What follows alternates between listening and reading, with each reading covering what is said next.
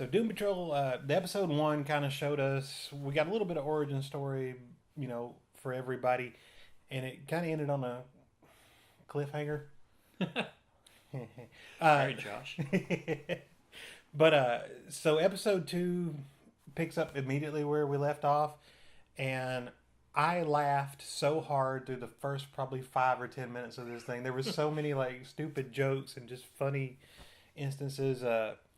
Don't want to be too spoiler heavy, but basically the donkey, the the town, just basically the entire town being gone, Robot Man being upset and wandering through the ashes, trying to catch the donkey, and he can't catch the donkey. And uh, you said you liked this one better than episode 1. I did. I liked that once we got through that intro, we really started delving into like the minds of the other non-Cliff members of the team.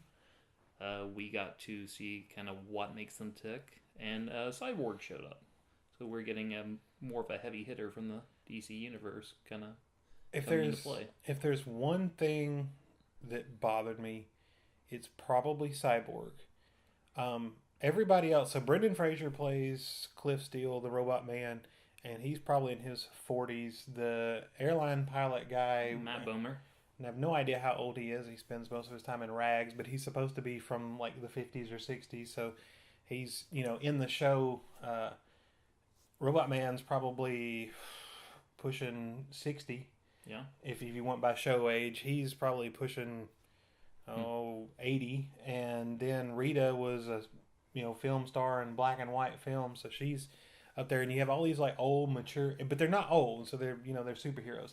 And well preserved. They're well preserved. That's right. Well, when you're a robot, you don't age that much apparently. But then you get Crazy Jane, who comes in kind of out of nowhere, and she's kind of young. And then Cyborg, he's just too young. Like, he would fit in really good in like the Titan show, Yeah. because it's a bunch of young guys. But he just seemed kind of out of place being that young, and like just some of the stuff he did didn't seem to fit in. And probably because he is more of a straight up like superhero. They're not really superheroes at this point. They're kind of reluctant, and he's more of let's go stop the bad guys. And I thought he kind of stood out. I also didn't like I didn't like the makeup. No, The that makeup was was not good. pretty bad. It reminded me of Gary Oldman in The Fifth Element. Yeah, with the little hat, the clear plastic thing. But yeah, I just didn't enjoy that very much. Now I like the guy playing him. I have no idea who it is. Couldn't tell you. I couldn't tell you, except for like I said, Brendan Fraser and everyone else who I forgot their names of. But I really enjoyed like Cyborg's interaction with his dad. Yes. Like I like that part of it because his dad. So watching like the DC movies, and then watching some Teen Titans and stuff like that, the interaction between Cyborg and his dad is completely different from what I was expecting. Because from what I got in the other stuff I'd seen, the dad is kind of reluctant, and he doesn't want Cyborg to go out and be a superhero. He just wants him safe. In this, he's kind of like, hey, you need to be beating up the bad guys, and we got a quota to fill. And so I thought that was kind of a interesting take. You may know more about that if that's the way he was most of the time, or if it's just for Doom Patrol or. Well, most of what I see, Cyborg is it's kind of an emergency that he becomes Cyborg whenever it happens. Yeah. And the dad just wants to work on him and make him better, and he has never actually taken interest in his son. His son's a big football star. His dad doesn't come to games and such. But once he becomes Cyborg, he's now like one of his projects that he works on in the lab. So he's finally trying to connect at that point, in which his son doesn't really care anymore because he feels like he's lost his humanity. But I enjoyed that. I enjoyed the dad. And this episode had more of Alan Tudyk as nobody, and he kind of got to shine. He got to narrate a little more. He got to kind of mess with the narration was super fun. Oh, it was. I enjoyed that so broke much. The fourth wall. Oh yeah, just straight up. I can't remember the line now, but yeah, pretty much just straight up looked at the camera and was like, because we were talking about Grant Morrison. The story is being based on the references Grant Morrison. Yeah. But so I enjoyed that. I thought that was really funny. I liked the donkey. I keep thinking about it. It sounds bad to keep referencing the donkey, but the donkey explodes at one point, and it was just like blood, guts, just everywhere. And I don't know, something in me just enjoyed The that. effect of Larry's bandages, rags, just going to red in his jacket after the donkey explosion, that's pretty priceless. The fact that none of them really seemed to. They wasn't like, oh, gross. It was like, oh, like Pretty not again. non-phased. Yeah. And I'm kind of so again. This episode, just like the first one, ends on kind of a cliffhanger. I'm not sure. What is his character name again? With the bandages. Larry, Yeah, Mr. Negative, Mr. Negative Man, Negative Man. Negative Man. And I haven't figured out, and I don't want to know yet. Like I think that's something we're supposed to figure out as we go. But I'm kind of curious to see what is he? What's driving the thing? Actually, there was a really funny little montagey thing with him. He was basically trying to leave the Doom Patrol, and he goes and gets a ticket, and the negative force like leaves him crippled. And every time he tried to get on the bus, and he kept trying to get on another bus and another bus and another bus, and it wouldn't let him. And I thought that was Again, making you feel for the character. yeah, and it's kind of amazing, really, because most of them, and so nobody goes out of his way in this episode to point out how like terrible heroes they are, right? You know, Cliff was an adulterer. The Negative Man, you know, he lived his life as a lie. Rita was a prima donna and treated people badly. And he goes out of his way just to like, no, these are horrible people. Look how horrible they are. But at the same time, somehow made them more sympathetic also. Which is amazing that they've done this in 2 episodes. Because with all of the various live action movies DC's had over the past 15 years, I still do not care about any character they have. I know, it's amazing. Screen, so. And it's amazing that they've managed to make as many movies. Well, no, I liked Wonder Woman. Aquaman was okay, but Batman is my superhero. That's the one I grew up reading, the one I really enjoyed. And the last few iterations of Batman have just like, I don't care. Like, just please stop.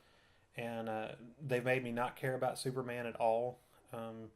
So that's pretty impressive. And the fact you can take the Doom Patrol and go, hey, look how cool these guys are. Right, this isn't your A team that you're working with. This is like your C-level comic, and you're really bringing it up there. Yeah.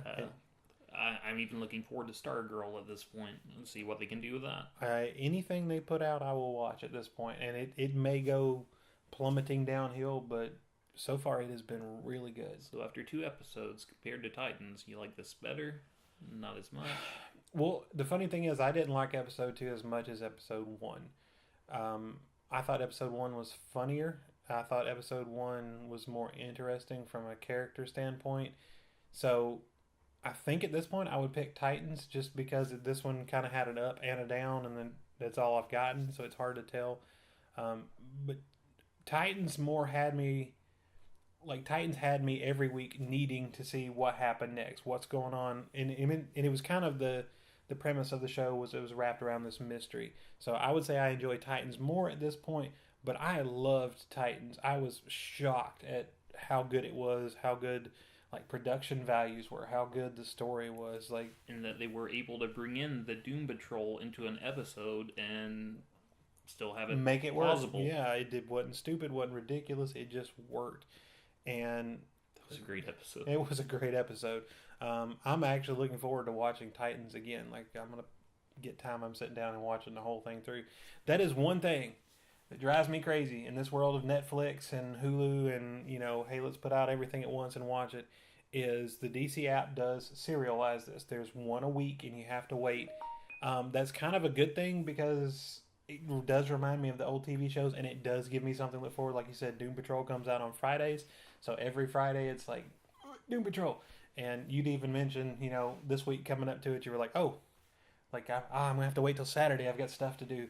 And same here, I ended up having something to do on Friday and ended up not watching it until Saturday, but I was thinking about it on Friday. So that's actually kind of a cool thing and kind of a negative too, because I just want to sit down and watch the whole thing. Like, tell me what happened. I actually miss that. I miss having to wait a week to see what was happening. I like the suspense that builds up. I remember watching different shows growing up, and I'm like, I can't wait till next week, Yeah. and being excited about it. Well, there was an anime we were watching that actually had the opposite effect because it was like every episode was a cliffhanger, and it was we was doing the simulcast thing, and we were waiting on it, and it just annoyed me to no end because I just wanted to see the story. Like I was tired of the there was a lot of like trudging and people walking distances and Lord of the Rings style, and it was like no, just let me see the story, and I kept having to wait on it. It's kind of like I couldn't imagine watching Dragon Ball Z like week by week. That would have drove me insane.